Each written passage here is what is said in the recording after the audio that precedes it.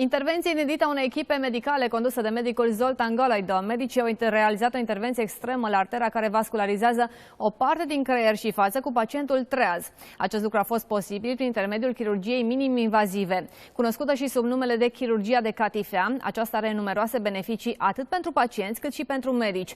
Recuperarea post-intervenție este foarte rapidă și ușoară, pacientul nu mai este supus complicațiilor, iar posibilitatea contractării unor infecții intraspitalicești este redusă la minimum. Iar medicul Zoltan Golaido este eroul zilei. La Antena 3, bună ziua, bine ați venit! Rămâine.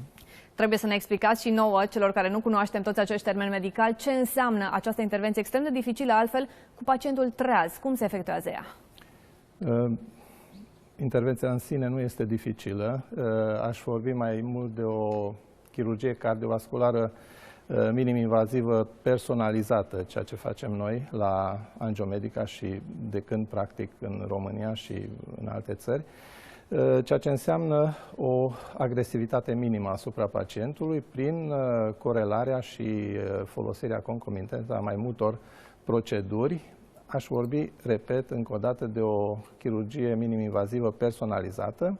Luăm în considerare toate detaliile patologice ale pacientului, detalii de anatomie ale patologiei și prin folosirea unor tehnici minim-invazive, bineînțeles de infrastructură adecvată, endoscopică dacă este necesar, abordăm patologia respectivă prin procedeul cel mai optim pacientului. Este o intervenție inedită, unică în România sau la nivel mondial?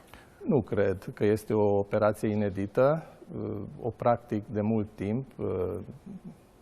Chiar pe vremea când am fost invitat la Târgu Mureș, la Institutul Inimii, am efectuat asemenea operații care au fost mediatizate tot ca inedite în România, probabil.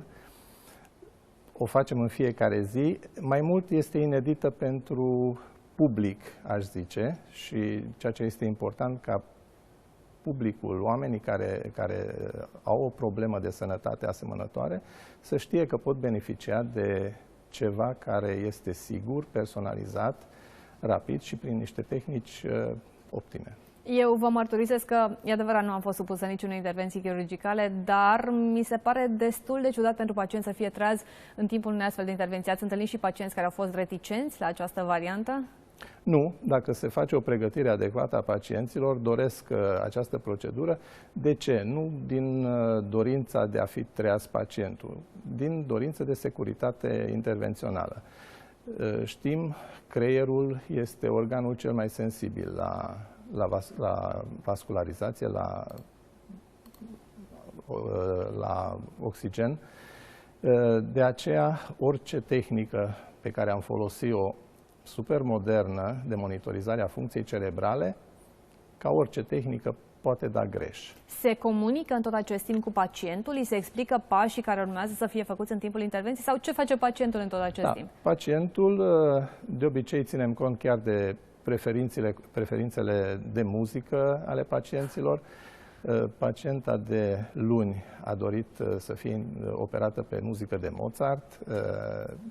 Bineînțeles, în perioadele în care echipa de anestezie dorește să comunice, atunci întrerupem această transmisie de muzică și aducem la cunoștința pacienților ceea ce urmează. Este izolat regiunea în care intervenim și, bineînțeles, necesită o echipă bine formată și multidisciplinar formată.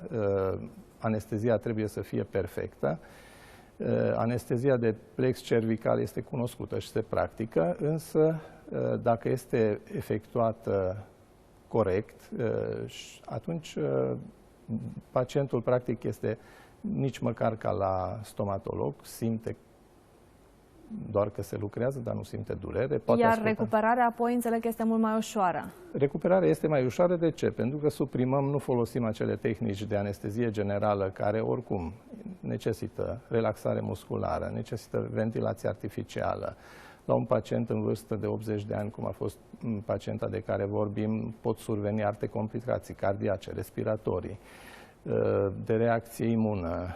Toate acestea nu sunt implicate. Pacienta pleacă la o zi, două după intervenție, după o intervenție mare. Mulțumesc foarte mult! Vă spuneam puțin mai devreme că sunteți eroul zilei astăzi la Antena 3, rubrica noastră specială. Este un titlu pe care îl acordăm tuturor celor care fac parte din echipa dumneavoastră, pentru că știu că aveți o echipă numeroasă de tineri foarte, foarte talentați. Felicitări încă o dată și mulțumim! Mulțumesc și în special echipei o datoresc, cu care lucrez de foarte mulți ani și cu care, bineînțeles, meritul este și al lor, nu numai al meu.